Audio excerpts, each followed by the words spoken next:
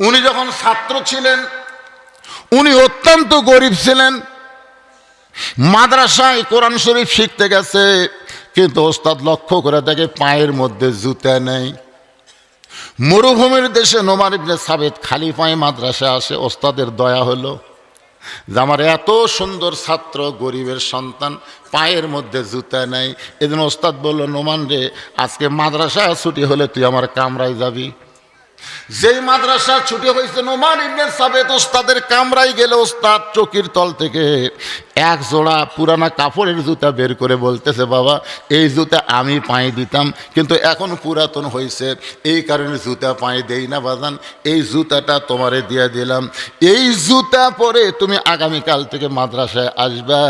এই সূর্যের তাপে মরুভূমির বাড়ি উত্তপ্ত হয়, তোমার পায়ের তালুতে গরম লাগলে আমার বড় কষ্ট হয়। ওস্তাদ কেমন দয়া করে একটু চিন্তা করেন। নোমান ইবনে সাবেত ওই পুরাতন জুতা বগলের মধ্যে নিয়ে বাড়ির দিকে রওনা দিয়েছে। আর বারবার ইমান বলতেছে, যেই জুতা হুজুর পায়ে দিছে সেই জুতার যদি আমি পায়ে দেই তাহলে হুজুরের সম্মানে আমার বেয়াদবি হবে। হুজুর দিছে, দেওয়ার জন্য আমিও দিব, কিন্তু দিব ঠিকই কোন জায়গায় দিব। বাড়ির যা চিন্তা করে ওই জুতার কাপড়, ওই জুতাটা কাপড়ের জুতা পরিষ্কার করে ওই জুতার কাপড় খুলে নোমান ইবনে সাবেত সারা রাত মাথার টুপি বানাইছে। ওই জুতার কাপড়ের টুপি মাথায় দিয়ে নোমান ইবনে সাবেত পরের দিন মাদ্রাসায় আইছে। ওস্তাদ পায়ের দিকে তাকায় দেখে জুতা নেই। মনে মনে চিন্তা করে, আমার পুরাতন জুতা বলে তুই ঘৃণা করছিস, আমার পুরাতন জুতা বলে তুই ফাইলা দিয়ে বাড়িতে গেছিস। মনে মনে জবান খুলে বলে, রে নোমান, মাদ্রাসা ছুটি হলে তুই আমার কামরায় যাবি। হাফিজি মাদ্রাসার বাচ্চাদেরকে ওস্তাদ যতই গরম হোক এরা কিন্তু পলাবে না, এরা সবসময় ওস্তাদের কাছেই থাকে। ধরে খান কথা ঠিক কিনা? মাদ্রাসা যেই মাত্র ছুটি হয়েছে, নোমান ইবনে সাবেত হুজুরের কামরায় গেছে। চামড়ার চাবুক দিয়ে সমানে মার শুরু হয়ে গেছে। মারতে মারতে মারতে এক সময় চামড়া কেটে রক্ত বের হয়ে নোমানের জামা পর্যন্ত ভিজে গেছে রক্ত দিয়ে। ওস্তাদ মার বন্ধ করে বলে, বেটা রে, আমার যদি টাকা থাকতো বাবা, তাহলে তোরে নতুন এক জোড়া জুতা কিনে দিতাম। আমার টাকা নাই বলে তোরে পুরাতন জুতা দিলাম, আর সেই জুতা তুই ঘৃণা করে পায়ে দিসনি, সেই জুতা তুই ফাইলা দিয়ে বাড়িতে গেছিস। এত মার মারতেছি তুই যে কিছুই বলিস না। নোমান বলে, হুজুর আপনি শুধু আমার পায়ের দিকে তাকান, একটা বার কি আপনি আমার মাথার দিকে দেখবেন না? ওস্তাদ মাথার দিকে তাকায় দেখে নোমান ইবনে সাবেত ওই পুরাতন জুতার কাপড় দিয়ে মাথার টুপি বানাইস। ওস্তাদ বুকের মধ্যে নিয়ে বলে, পাগল রে, এত মার মারলাম, একটা বার কি তুই বলতে পারিস না হুজুর জুতার কাপড় দিয়ে মাথার টুপি বানাইছি, তাহলে এক দুইটা মারতাম, এত তো মারতাম না। নোমান বলে, হুজুর কয়েকদিন আগে আমি স্বপ্নে দেখলাম আল্লাহর কোরআন শিখতে গিয়ে কোন ওস্তাদ যদি ছাত্রকে মারে, যত জায়গায় চাবুকের আঘাত লাগবে ওই জায়গায় জাহান্নামের আগুন কোনোদিন স্পর্শ করবে না। হুজুর আমাকে আরো মারেন, মারতে মারতে আমাকে রক্তাক্ত করে দেন। আমি ওস্তাদের মারকে ভয় করি না, আমি জাহান্নামের আগুনকে নিয়ে বড় ভয় করি। ওস্তাদ বুকের মধ্যে জাপটে ধরে বলে, নোমান রে, আমি হুজুর হয়ে তোকে দোয়া করে দিলাম, আল্লাহ যেন তোকে বিশ্ব বিখ্যাত আলেম বানায় দেয়। এই নোমান ইবনে সাবেত আর কেউ না, ইনি হলেন ইমামে আজম আবু হানিফা। আল্লাহ কেন বললেন বিশ্ববরি ওয়াসসালাত? এশার নামাজ পড়ে হযরত আলী দাঁড়িয়ে গেছেন নবীর সামনে। আল্লাহ রাসূল বলে, আলী দাঁড়াইছো কেন? বলে, হুজুর এই দুনিয়াতে আল্লাহ 10 জনকে জান্নাতের সার্টিফিকেট দিছে, আপনি বলেন তো আমি আলী কি তার মধ্যে আছি? রাসূল বলতে, আলী রে, এই দুনিয়াতে 10 জনকে জান্নাতের সার্টিফিকেট দেওয়া হয়েছে, তার মধ্যে তুমি হলে 4 নম্বর ব্যক্তি। আলী বলতে যে হুজুর আমি যদি 4 নম্বর জান্নাতের সার্টিফিকেট পাওয়া ব্যক্তি হই, তাহলে এখন থেকে যদি আল্লাহর হুকুমগুলো আমি বাদ দেই, আপনি বলেন তো এরপরেও কি আল্লাহ সার্টিফিকেট ঠিক রাখবে? আল্লাহ রাসূল মুসকে হাসিদা বলেন, আলী তুমি যদি সব বাদ দাও, আল্লাহ তোমাকে জান্নাত থেকে বাদ দিবার পারবে না। সুবহানাল্লাহ না কেন? আলী বলতেছে ইয়া রাসূলুল্লাহ, হুজুর একবারে সব বাদ দেওয়া যায় না। আমি আজকে আপনার সামনে ওয়াদা করলাম, এখন থেকে আর ফজরের নামাজ আমি পড়ব না, কারণ ফজরের নামাজ পড়তে আমার খুবই কষ্ট হয়। আজ থেকে যদি ফজরের নামাজ আমি বাদ দিয়ে দেই, আপনি বলেন তো এরপরেও কি আল্লাহ আলীকে জান্নাত দেবে? আল্লাহ রাসূল বলেন, আলী রে তুমি ফজরের নামাজ বাদ দিবার পারবে, কিন্তু আল্লাহ তোমাকে জান্নাত থেকে বাদ দিবে না। আলী বলতে যে হুজুর তাহলে কষ্ট করে আমি আর ফজরের নামাজ পড়ব না। এই কথা বলে হযরত আলী যখন মসজিদ থেকে বের হয়ে যায়, আবু বকর রাদিয়াল্লাহু নবীর কানে কানে বলতেছে, নবী গো এত বড় বেয়াদবিপূর্ণ কথা। আলী বলল যে আজ থেকে ফজরের নামাজ পড়বে না, আপনি তারে শাসন না করে তাকে ছাইড়া দিলেন। আল্লাহ রাসূল মুসকে হেসে আবু বকরের কানের কাছে মুখটা লাগায় বলে, আবু বকর নামাজ যদি জান্নাতের জন্য হয় তাহলে আলী নামাজ বাদ দিবার পারবে, আর নামাজ যদি আল্লাহর জন্য হয় আমি নবী বলতেছি গোটা দুনিয়া আলী বাদ দিবার পারবে, কিন্তু এক ওয়াক্ত নামাজ কোনোদিন বাদ দিবার পারবে না। হযরত আলী বাড়িতে চলে গেলেন। প্রতিদিন দরজায় গিয়ে সালাম দিতেন, আসসালামু আলাইকুম ইয়া আহলাল বাইত। কিন্তু আজকে ফজরের নামাজ না পড়ার কথা বলে দরজা দিয়ে সালাম না দিয়ে সরাসরি ডাকতেছে, হাসান হোসেনের মা দরজা খুলে দাও, ফাতেমা দরজা খুলে দাও। ফাতেমা নবীর মেয়ে চমকে গেল। যেই স্বামী নামাজ পড়ে বাড়ির দরজায় এসে আমাকে সালাম দেয়, আজকে সেই স্বামী সালাম না দিয়ে আমার নাম ধরে ডাকতেছে, কারণ কি? ফাতেমা দরজায় গিয়ে বলতেছে আসসালামু আলাইকুম। আলী বলতেছে ওয়ালাইকুম আসসালাম, আমার মনে নাই। ফাতেমা বললেন মনে নাই কেন? এমন কি কাম করছেন সেই কারণে আজকে সালাম আপনি ভুলে গেলেন? আলী বলে, ফাতেমা এগুলো সব বাদ দাও, আজ থেকে নবীর কাছে তোমার বাবার কাছে ওয়াদা করে আসলাম, ফজরের নামাজ আর আজ থেকে আর আমি পড়ব না। ফজর না পড়লেও আল্লাহ আমাকে জান্নাত দিবে, তাহলে খামাখা কষ্ট করে ফজরের নামাজ কেন আদায় করব? ফাতেমা মুস্কি হাসতেছে, জোরে কোন সুবহানাল্লাহ। আলী বলে, ফাতেমা হাসতেছো কারণ কি? ফাতেমা বলে, হাসার কারণ হলো আমার স্বামীকে আমি চিনি। সুবহানাল্লাহ কন না কেন? আমার স্বামীকে আমি চিনি। যেই স্বামী তাহাজ্জুদের নামাজ কোনোদিন বাদ দিবার পারে না, সেই স্বামী ফজরের নামাজ বাদ দিবে কেমনে? আলী বলতেছে নবীর কাছে ওয়াদা করেছি আজ থেকে আর ফজরের নামাজ পড়ব না।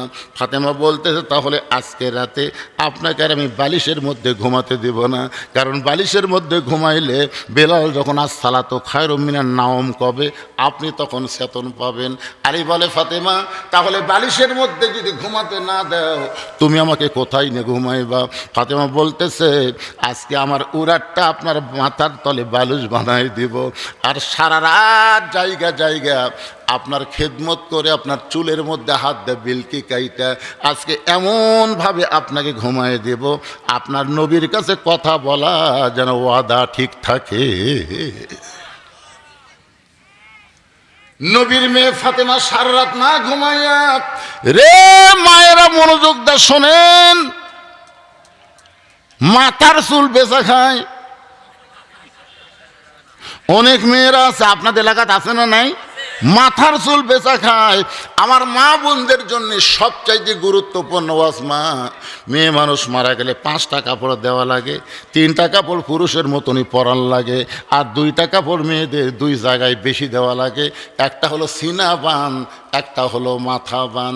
মরার পরে যে মাথা বান্দা লাগে, জীবিত অবস্থায় সেই মাথার চুল যারা বেচা খাবে এরা কোনোদিন জান্নাতে যাবার পারবে। যারা না বলতেছে তাকে বউ বেচা খায় নাকি রা? শোনেন, মেয়ে মানুষের মাথার চুল শুধুমাত্র একজন পুরুষ মানুষ, পৃথিবীর একজন পুরুষ মানুষ মেয়ে মানুষের মাথার চুল লাড়া চাড়া দেখতে পারবে, একজন। মেয়ে যদি যুবতী হয় বাপও পারবি না। বোন যদি যুবতী হয় ভাইও পারবি না, শুধু একজনই পারবি, সেই মহান ব্যক্তি হলো তার স্বামী। স্বামী মাথার চুল লাড়বি, চুমা খাবি, দরকার হলে বইয়ের খোপা বান্ধা দিবি। আমি মাঝে মাঝে বইয়ের মাথার উকুন তুলে দিই, কি করবেন, তুলে দিই। আপনারা কি মনে করেন হুজুরের ভালোবাসা নাই? আমি আমার বইয়ের অধিকাংশ দিনে খোপা বান্ধা দিই, চুল টেনে খোপা বান্ধা দিই। রাত্রিবেলা শোবার গেলে বইয়ের মাথার চুল আমার বালিশের উপর নিয়ে কি যে একটা সুগন্ধ লাগে ভাই, প্যারাশুট তেল দেয় তো, লাড়িয়া সাড়িয়া ঘুম পাড়তে পারবে একজন ব্যক্তি, তিনি হলেন তার স্বামী। আল্লাহ কোরআনে বলেছেন, হুন্না লিবাসুল্লাকুম ও আনতুম লিবাসুল্লাহ হুন্না। স্বামী হলো বিবির পোশাক, বিবি হলো স্বামীর পোশাক। সুবহানাল্লাহ বলেন। তাহলে যেই স্বামী ছাড়া অন্য কেউ নাড়তে পারবে না, যারা চুল কিনতেছে এরা কে? এরা যে লাড়িয়া ছাড়া পল্লার উপর ওজন দিচ্ছে। আমার মায়েদের বলতেছি, মা যদি এই অকাম করে থাকেন আজ থেকে তওবা করেন, আজ থেকে তওবা করেন। মেয়েদের কয়েকটা জিনিস পর্দার মধ্যে রাখতে হবে, তার মধ্যে একটা হলো মাথা। কোনো মাথা, মেয়ে মানুষের মাথা পর পুরুষ দেখান চলবে না। কথা কয় না কেন, কথা কয় না কেন? ওরা আজান দিলে মাথা ঢাকে, যেই মুয়াজ্জিন আজান দিয়ে, আমি কেলাম কে গো আজান দিলে মাথা ঢাকলে কেন? শয়তান দৌড়াই তো, মেয়ে মানুষের মাথা খোলা দেখলে শয়তান চুলের মধ্যে ঢোকে। ও কি বুদ্ধি পাশে ভাই। আমার মায়েরা যারা পর্দার অন্তর আছেন, আল্লাহ আপনাদের জন্য কোরআনের আয়াত নাজিল করে বলেছেন, অকারণা ফি বুয়ুতিকুন্না ওয়ালা তাবাররাজনা তাবাররুজাল জাহিলিয়াতিল উলা। মায়েরা শোনেন, যদি জান্নাতে যাবার চান তাহলে ফাতেমার সিগনেচার ছাড়া কোনোদিন জান্নাতে যাবার পারবেন না। কারণ ফাতেমা হচ্ছেন সাইদাতুন নিসায়ে আহলেল জান্নাহ, ফাতেমা হচ্ছে জান্নাতি নারীদের নেত্রী। তাহলে ফাতেমার সিগনেচার ছাড়া কি জান্নাতে যাওয়া যাবে? এখন বলেন তো, ফাতেমাকে যাকে তাকে সিগনেচার দিবে? বেপর্দা নারী সিগনেচার পাবে না। আমার মায়েদের জন্য একটু পরে আসতেছি, যেই কথাটা বলতেছে একটু খেয়াল করেন। ফাতেমার কোলের উপরে হযরত আলী ঘুম পাড়তেছে। ফাতেমা সারা রাত না ঘুমায়া স্বামীর চুলের মধ্যে হাত দিয়ে বিলকি কাটতেছে, যেন আসসালাতু খায়রুম মিনান নাওম শুনতে না পায়। কিন্তু একটা নামাজ আগে আজান ছিল না, বর্তমানে এখন সৌদি আরব মদিনায় আজান দেয়। আগে কিন্তু তাহাজ্জুদের নামাজের আজান ছিল, কিন্তু এখন নতুন করে দেয়। একটু মনোযোগ দিয়ে শুনবেন। হযরত আলী ফাতেমার উরাতের মধ্যে ঘুমায় আছে। তাহাজ্জুদের যেই মাত্র সময় হয়েছে, ফাতেমার উরাত থেকে মাথা উঠাইছে। আলী বলতেছে, ফাতেমা কোথায় ছিলাম? বলে, আমার উরাতের উপরে। আলী ফাতেমার থুতুরি ধরে কপালে একটা চুমা দিয়ে বললেন, নবীর কলিজার টুকরা রে, দুনিয়ার কত ধনী ধনী যুবক তোমারে বিয়ে করতে চাইছিল, কিন্তু তোমার বাবা আল্লাহর ঘটকালিতে আমার মতন গরিবের সঙ্গে তোমার বিয়ে দিছে। আমি দুনিয়াতে জীবনে কিছুই তোমাকে দিবার পারলাম না, আর সারা রাত তোমার উরাতের উপর আমারে ঘুম পাড়াইলা। ফাতেমা বলে, স্বামী গো, যেদিন আমার বাবা বলেছে আল্লাহর পরে কাউকে যদি সেজদা দেওয়ার হুকুম থাকতো, তাহলে আমি বলতাম, ফাতেমা তুই আলীর পায়ে সেজদা করিস, কিন্তু আল্লাহ ছাড়া কাউকে সেজদা দেওয়া যাবে না। এই কথা বলার পরে আল্লাহর নবী বললেন, ফাতেমা রে, আল্লাহর পরে মেয়ে মানুষের কাছে সবচাইতে দামি এই মহান ব্যক্তি হলো তার স্বামী। ওগো স্বামী, সেদিন থেকে আপনাকে আমি বহু মহব্বত করি, শুধুমাত্র আল্লাহর পরে আপনার সম্মানের কারণে। তাহলে আপনি ফজর পড়বেন না, আপনি চেতন হলেন কেন?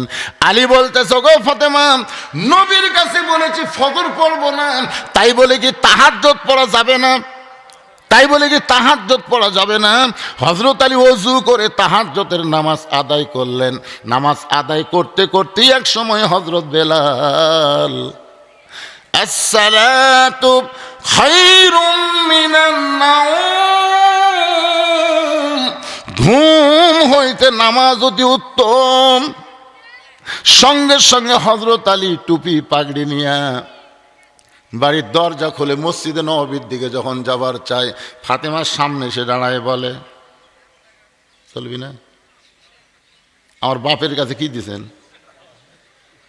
আমার বাবার কাছে ওয়াদা করেছেন আজ থেকে ফজরের নামাজ পড়বেন না।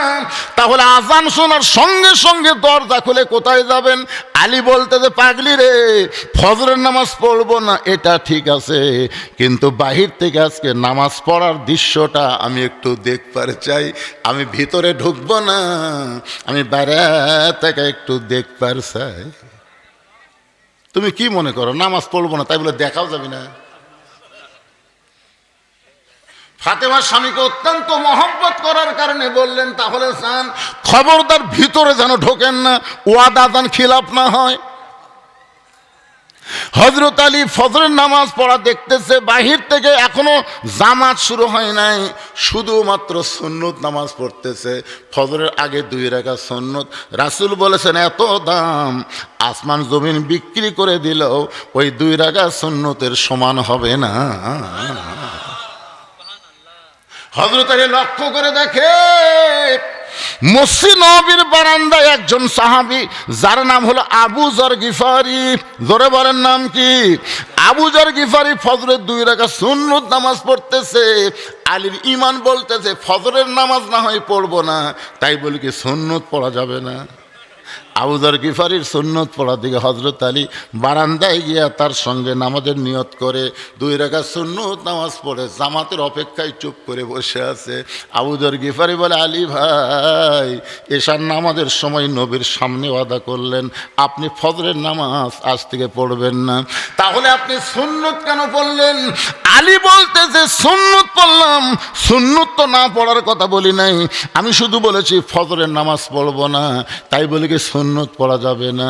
আবু যর গিফারি জিহ্বাত কামড় খাইলেন, কারণ নবী যখন মদিনার রাষ্ট্রপতি ছিলেন, হযরত আলী ছিলেন তখন শিক্ষামন্ত্রী। আল্লাহ রাসূল বলেছেন, সাহাবীরা রে, কোনো সময় যদি তোমরা শরমে ভয়ে আমি নবীর কাছে কোনো কিছু জানতে না আসতে পারো, আমার আলীর কাছে যেও, যেই কথা আমি বলে দিব সেই কথা আমার আলীও বলতে পারবে, কারণ আনা মাদিনাতুল ইলমি ওয়া আলীও বাবুহা, আমি হচ্ছে এলেমের শহর, আলী হচ্ছে তার দরওয়াজা। এই কথা আল্লাহর নবী বলার পর থেকে প্রত্যেকটা সাহাবী হযরত আলীকে ওস্তাদের মতন সম্মান করতেন, ওস্তাদের মতন। প্রিন্সিপাল হচ্ছে আল্লাহর নবী, আর ভাইস প্রিন্সিপাল হলেন হযরত আলী। জোরে কর না সুবহানাল্লাহ। কারণ রাসূল বলেছেন, অনেক সময় সাহাবীরা আল্লাহর নবীর কাছে যাইতে কি করে, ভয়ও লাগে, শরমও লাগে। তো এই জন্য রাসূল বলেছে, প্রিন্সিপালের কাছে আসতে যদি তোমাদের ভয় বা শরম হয়, তাহলে ভাইস প্রিন্সিপাল আলীর কাছে যাও, আমার থেকে যে জ্ঞান পাবা সেই জ্ঞান আলীর কাছেও আছে। জোরে কর না সুবহানাল্লাহ।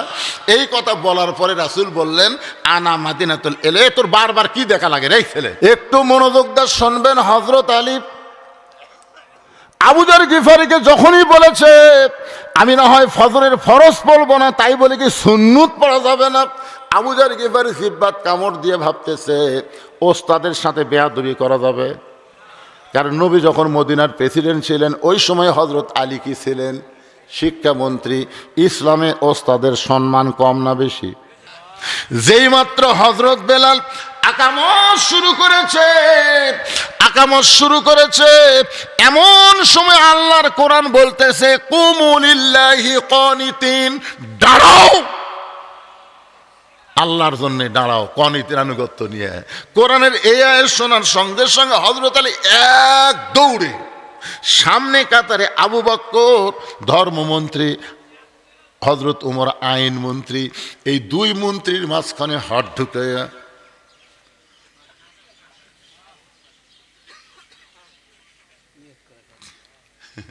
ফজর পড়বি না।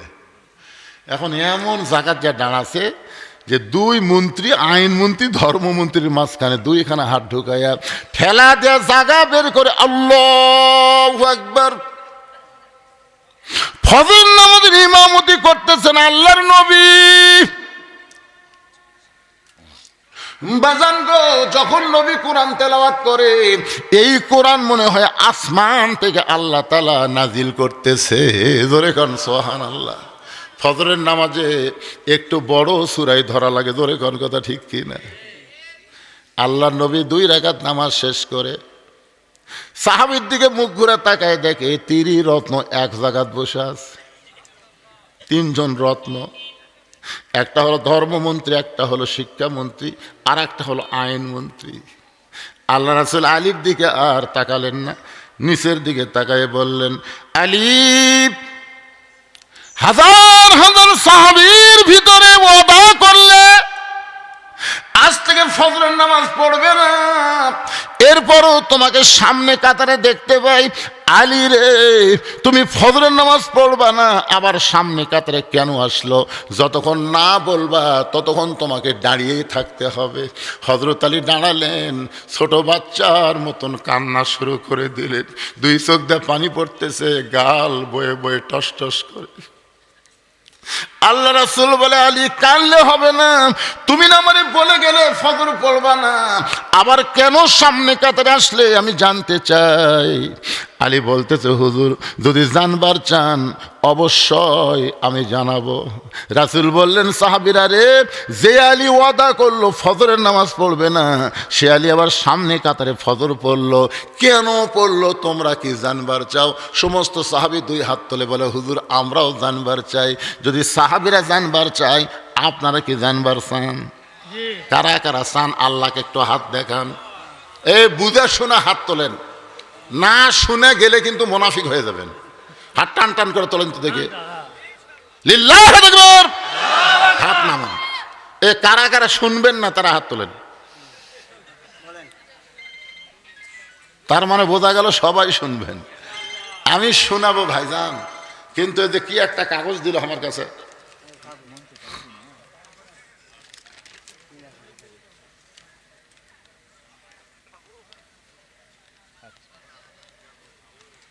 না না আদায়ের জন্য না, এখন ওটা চলবে না। এখন উঠলে হাত তুলছে, লিমা তাকুলু মালা তা ফেলুন। কথার সাথে কাজের মিল না থাকলে মুনাফিক। এটা আমার কথা না, আল্লাহর কথা। পেশাব লাগলে ওটি করেন চাচা, না 1 নম্বর লাগলে ওটি করেন বাবা। কিসে সম্ভব না? আপনি খালি শোনেন, মহব্বত করে পেশাবের দিকে খেয়াল না করে আল্লাহর কোরআনের দিকে একবার খেয়াল করেন। অনুনাজ্জিলু মিনাল কোরআনি মা হুয়া শিফা ওয়া রাহমাতুল লিল মুমিনিন। পেশাব জাতীয় যত ব্যারাম আল্লাহ ভালো করে দিবেন। আপনারা কি মনে করেন কোরআনের পাওয়ার নেই? একটু বসেন না, দেখেন তো পেশাব থাকে নাকি। হাইরিয়া যাবি মানে ভালো হয়ে যাবে। আসসালামু আলাইকুম হুজুর, নারী নির্যাতনের বিষয়ে কিছু কথা বলবেন। নারী নির্যাতন, জমির আল কাটাকাটির বিষয়ে কিছু কথা বলবেন, আর মাদক বিষয়ে কিছু কথা বলেন। না, এরা মারাত্মক কথা। নারী নির্যাতন, আমরা তো জানি সর্বপ্রথম আদম আলাইহিস সালামকে হাওয়াই নির্যাতন করছে। জোরে কোন কথা ঠিক কিনা? কোনো পুরুষ মানুষ নারী নির্যাতন করে না, বরং নারীরাই মরতক নির্যাতন করে। খোঁজলে দেখেন, কয়েকদিন আগে আমার বাড়ির ধারে একটা বিশাল ইসালে সব হলো, 5 পীর ইসালে সব আমার বাড়ির পাশেই। আমার বউ একদিন আগে আমার কাছে একটা তালিকা নিয়ে যাচ্ছে, আচ্ছা বলতেছে, আমার ভাই বউ, আমার বাপ, আমার মা, আমার বোন, আমার ভগ্নিপতি, আমার বোনের জামাই, আমার এগুলো সব লেখা লিয়াচ্ছে। লেখানে বলতেছে এইগুলো দাওয়াত দেওয়া লাগবে। আমি 3 বার পড়ে দেখলো আমার একজনেরও নাম নেই, মানে আমার গোষ্ঠীর একটারও নাম নেই, সব শালা ওরই গোষ্ঠীর।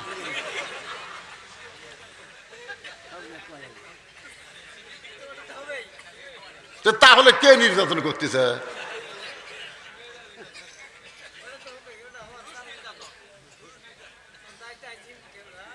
শোনেন, কোনদিনও পুরুষ নারী নির্যাতন করে না, এই নারীরাই পুরুষকে নির্যাতন করতে। কথা কন না ভাই, কথা কন না কেন, কথা কন না কেন? আমি নিজের চোখে দেখছি রে, আমার শ্বশুর আসলে 11 প্রকার তরকারি আমার বউ করছে, 11 প্রকার তরকারি।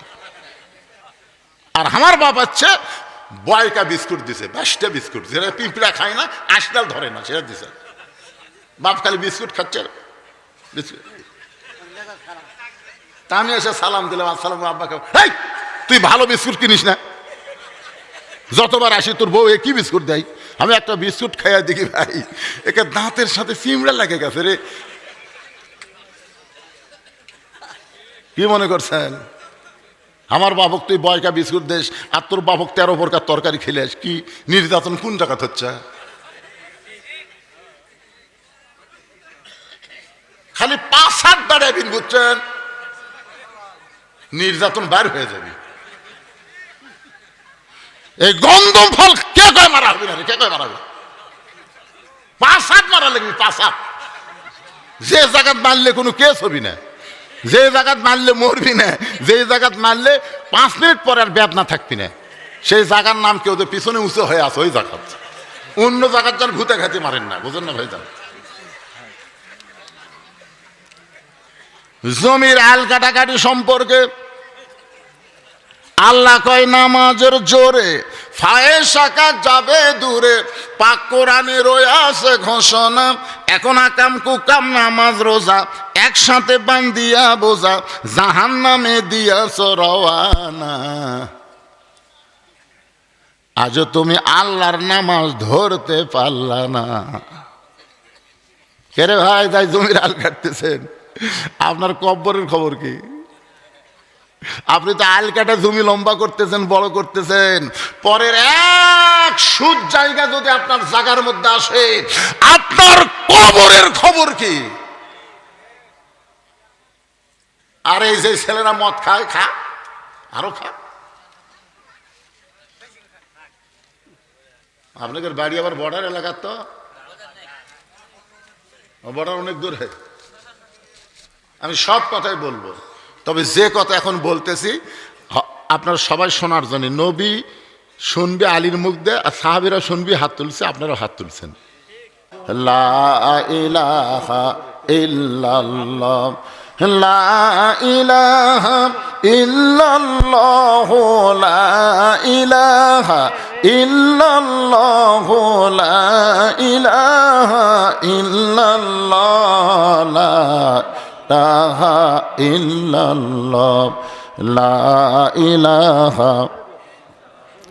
দ্বিতীয় আয়াতে আল্লাহ বলতেছেন, ওয়ালা তাকুলু লিমান ইউকতালু ফি সাবিলিল্লাহি আমওয়াতুন বাল আহইয়া ওয়ালাকিন লা তাশউরুন। বাতিলের বিরুদ্ধে লড়াই করতে গিয়া হকের পক্ষে যারা জীবন দিবে, আল্লাহ বলেছেন তাদেরকে মৃত্যু বলো না, আমি আল্লাহ বলতেছি তারা জীবিত।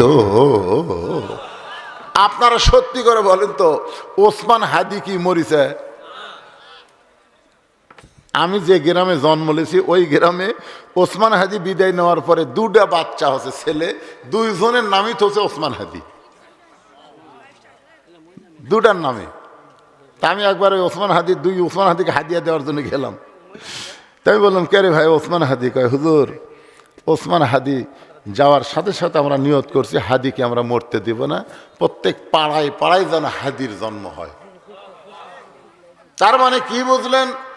আবু সাইদ মারা যায় নাই, মুগ্ধ মারা যায় নাই, এদের রক্তের বিনিময়ে আমরা ফ্যাসিস মুক্ত একটা বাংলাদেশ পাইছি। আবার যদি কোনো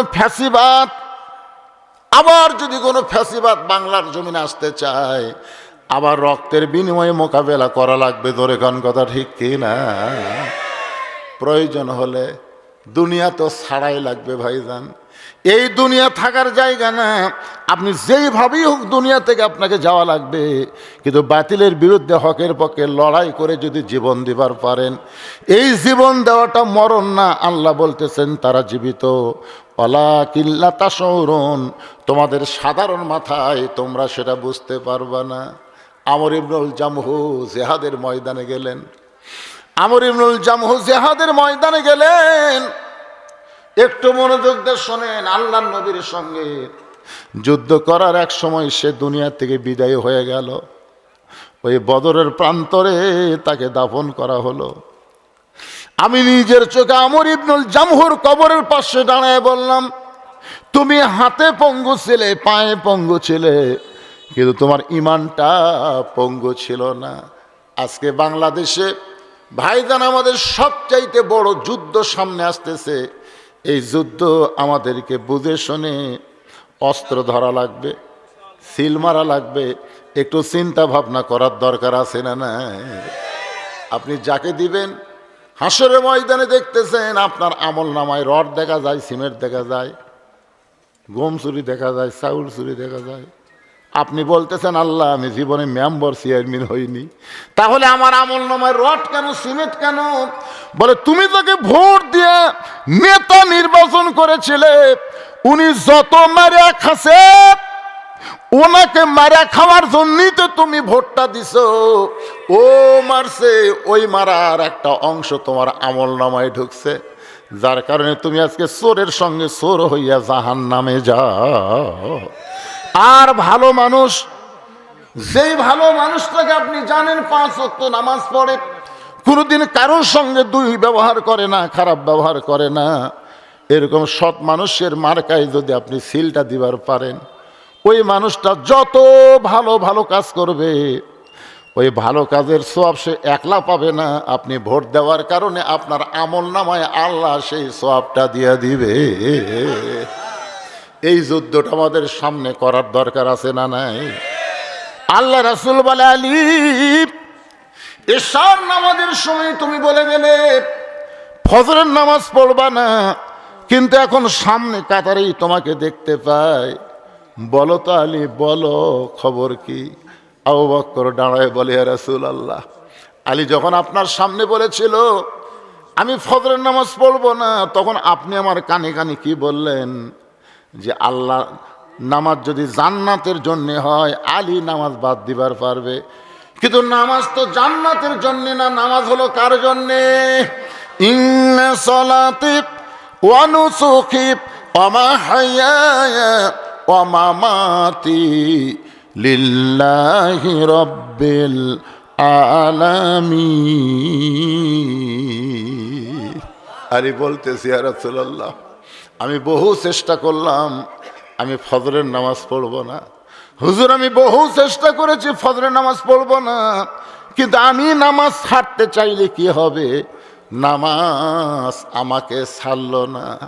যারা 5 ওয়াক্ত নামাজ ধরেছেন ও ভাইরা মনোযোগ দিয়ে শোনেন, আপনি একদিন এশার নামাজ না পড়ে বিছনায় ঘুমাতে যাবেন, একদিন ইচ্ছা করে আপনি এশার নামাজ বাদ দিয়ে বিছনায় ঘুমাতে যাবেন, বিশ্বাস করেন ছটবট ছটবট করবেন কিন্তু আপনার চোখে ঘুম ধরবে না।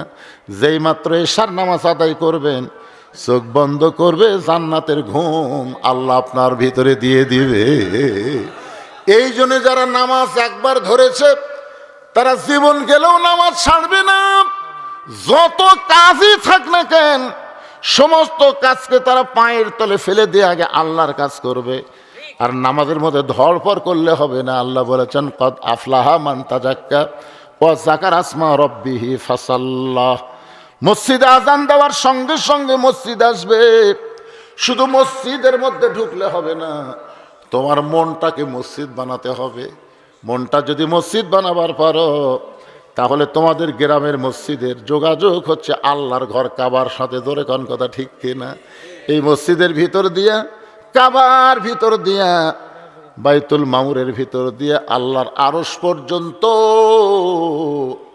আল্লাহ নামাজিকে নিয়ে যাবে। নামাজি শুধু মসজিদের কার্পেটে সেজদা করবে না, নামাজির সেজদা হবে আল্লাহর কুদরতি পায়ের উপরে। আল্লাহ সেই নামাজি হিসাবে কবুল করো। আল্লাহ এটাই হলো মসজিদের উন্নয়ন। দীর্ঘ সময় ধরে আল্লাহর বান্দাদের বোঝানোর চেষ্টা করেছি। আল্লাহ বুঝ মোতাবেক বক্তা শ্রোতা সবাইকে আমল করার তৌফিক দান করুক। সকলে বলে আল্লাহুম্মা আমিন। ফজরের নামাজ আমাদের সবাইকে জামাতের সঙ্গে পড়তে হবে। ইস্তেগফার ওয়া আস্তাগফিরুল্লাহ রব্বি মিন কুল্লি জামবি ওয়া তুবু ইলাই লা হাওলা ওয়ালা কুওয়াতা ইল্লা বিল্লাহিল আলিয়্যিল আযীম। আল্লাহুম্মা আমিন। আল্লাহুম্মা আনতাস সালাম অমিনকাস সালাম তাবারাকতা ইয়া জাল জালালি ওয়াল ইকরাম।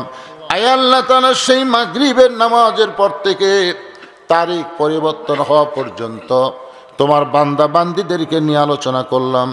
আল্লাহ মেহেরবানি করে আজকের মাহফিল আমাদের সকলের হেদায়েতের জন্যে, নাজাতের জন্যে, জান্নাতের জন্যে কবুল করে নাও।